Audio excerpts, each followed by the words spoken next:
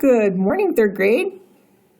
It's good to have you back and checking your DMA today. We are going to be taking a look at DMA Day 4. This is for week 31. So let's go ahead and get started. If you notice, our first problem is a new concept or a new topic that we're going to be talking about soon. And what it is we are talking about the perimeter of the shape. Now, in this case, this shape is called a triangle because it has three sides. Tri means three. Angle means angles, right? This is an angle where you have two sides put together. This is an angle, and this is an angle. So you have three angles, and that's why they call it a triangle. But it also has three sides, so they actually could even have called it a trilateral, kind of like how we say quadrilateral. They could have said trilateral, but they decided to name it a triangle. So what we're going to talk about today is what is perimeter. Perimeter is taking the length of the sides that make this triangle and adding them together. So when you go to make a triangle, you use three sides, and each one of those sides is going to have a length. Now the perimeter is putting those lengths together. So when we go to when they ask you for the perimeter, they're asking you for the sum of the length of the sides. The sum of the length of the sides together. So we would say that we have 3 centimeters here and 3 centimeters for that side and 3 centimeters for that side. And if we want to know the length of all the sides, or the sum of the length of all the sides put together, we would add the 3 and the 3 and the 3 together. So basically what we're doing is we're taking this 3 and adding it on to this 3 centimeters and then adding it on to this 3 centimeters. And together they're going to make a sum of 9. Now we could also think of this as a multiplication equation as well. And that just so happens to be true because each one of these sides is equal. So we could say 3 groups of 3 would also be another way to write an equation for the perimeter of this triangle. So remember, the perimeter is the sum of the length of the sides. And that's going to be your discussion question for today. I want you to tell me what the word perimeter means. Okay? All right, let's take a look at our word problem for today. It says John has 24 books to place equally on 4 shelves. How many books go on each shelf? So we know that we have 24 books to put into what? What are we going to put those books onto? Well, we're going to put them onto shelves. And we're going to do this equally. So my question is to you, what are we going to do to solve how many books go on each shelf? On each shelf. So if you said we're going to be using division, you would be correct. Because it doesn't say we're putting 24 books on each shelf. It says we're taking the 24 books and placing them equally, or sharing them equally onto the shelves. So in order to do this, think about making sure that you're showing your work here. Let me zoom out so we can see the page here. And let's say we have 4 shelves.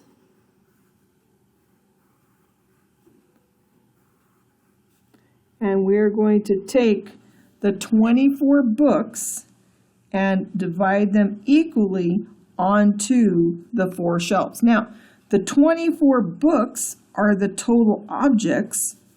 The shelves are the groups. And remember, with division, we're either looking for the groups or the number on or in each group. Well, in this case, we're looking for the number in each group. So that would be the books on each shelf, on each shelf. So if we go ahead and divide these equally, we could go by twos. That would be 2, 4, 6, 8, 10, 12, 14, 16, 18, and 20, 21, 22, 23, 24. So we have 1, 2, 3, 4, 5. Oh, I miscounted, sorry. And then we have 2 more, and that's 6. So 2, 4, 6, 8, 10, 12, 14, 16, 18, 20, 22, and 24. Didn't complete my groups of 2 like I was thinking about. So now that I have my 24 books shared onto the 4 shelves, now I know that there are going to be 6 books on each shelf. Now again, I can use my multiplication to help me with my division. And if I were going to write a related multiplication fact to help me with this, I know that there are 6 books on each shelf now. So 4 groups of 6 is going to give me 24. All right, now you can write a response. And so the response would be this gentleman, which was, his name was John. I thought that was what his name was, John. John put 6 books on each shelf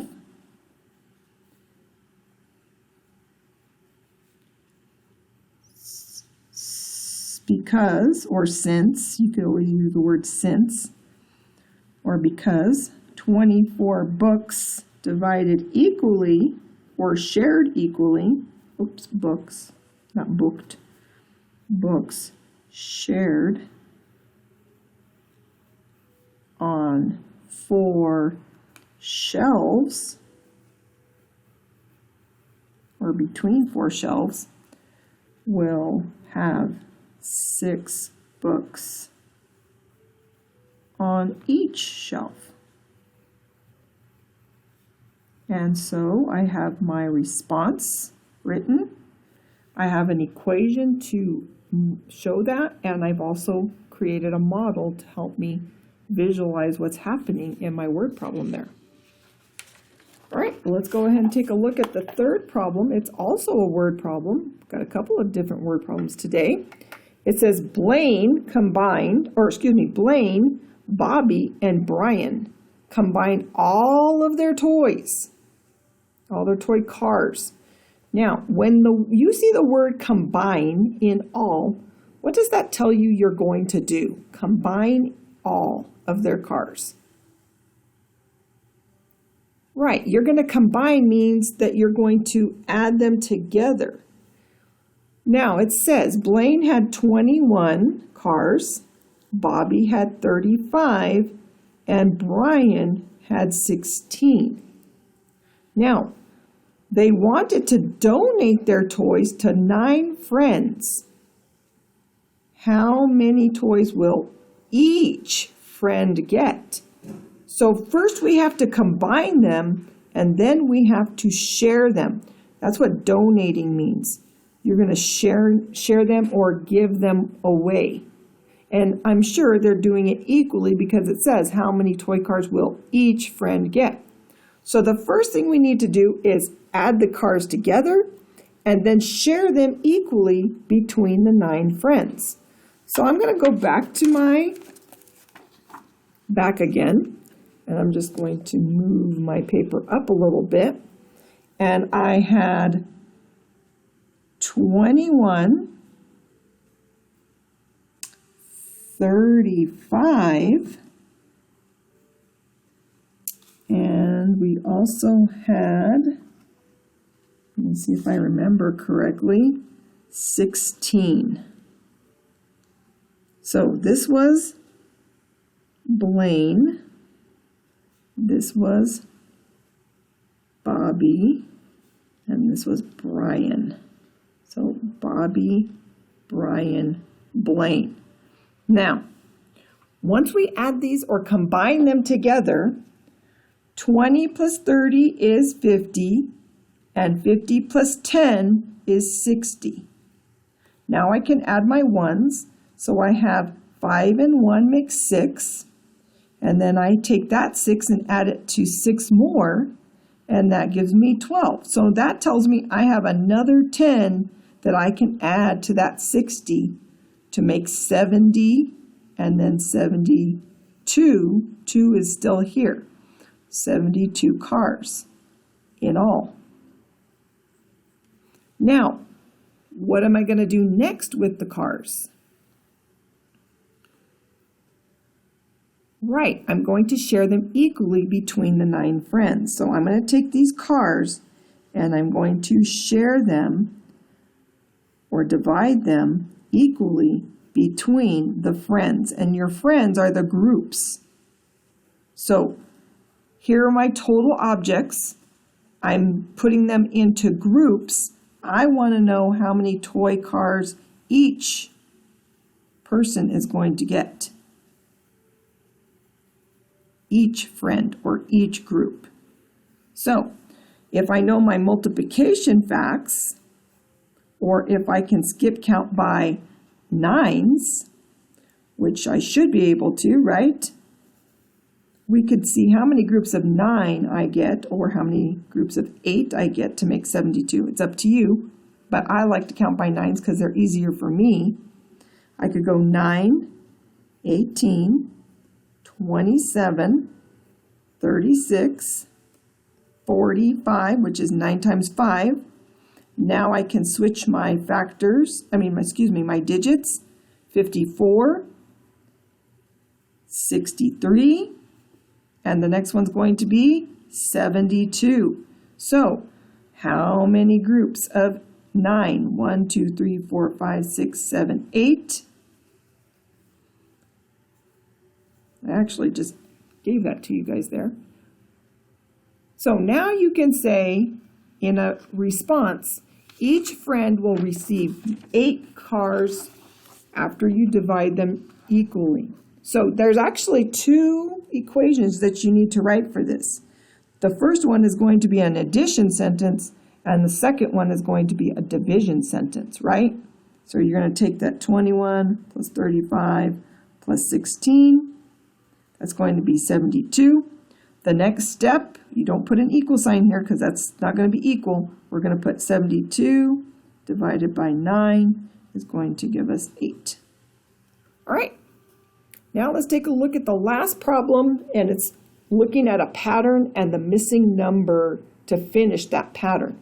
So we have 3 numbers we need to use or find, and we need a rule. A rule is what's happening in the pattern each time. Are we adding, multiplying, dividing? What are we doing? Or even subtracting? So let's take a look at what's happening here. If you notice, 97, we're doing something to 97 to get 92. Now, if you notice, we are going from a higher number to a lower number. Then we're going from 92 to 87. So if you notice, we're going in decreasing order. We're going down instead of increasing order, which is adding, right? So in this case, we're going to be subtracting. Now, what are we going to be subtracting? Well, if I go down from 97 to 92, well, what comes before 97? 96, then 95, then 94, then 93, and then we get to 92. Well, I subtracted 1, 2, 3, 4, 5. So my rule is going to be, well, subtract 5 for right now. Let's check and see if that happens again. So start with 92, and we get 91, right? 90, 89, 88, and finally 87. So we subtracted 1, 2, 3, 4, 5. So it happened twice, so we know that the rule is going to be, let's subtract 5. And so every time we subtract another 5, this is going to take away 5 here. So this would be 282. Subtract 5 more, that should be 77. Now you may notice a pattern here in your ones place. If you haven't, you might start seeing that. Subtract 5 again, that's 72. And if we were going to continue this pattern, we would continue to see that 7 and that 2 continually coming up. But the tens place is going to go down one more. So this would be 67, then 62, and then 57, and 52, and so on. We would continue that pattern all the way down until we reach 2, really. So that's our rule for this pattern. It's subtract 5. All right, that's our DMA for today. Don't forget, tomorrow we will have our DMA quiz, and I will see you guys during live lesson today. Have a great day, guys, and see you soon.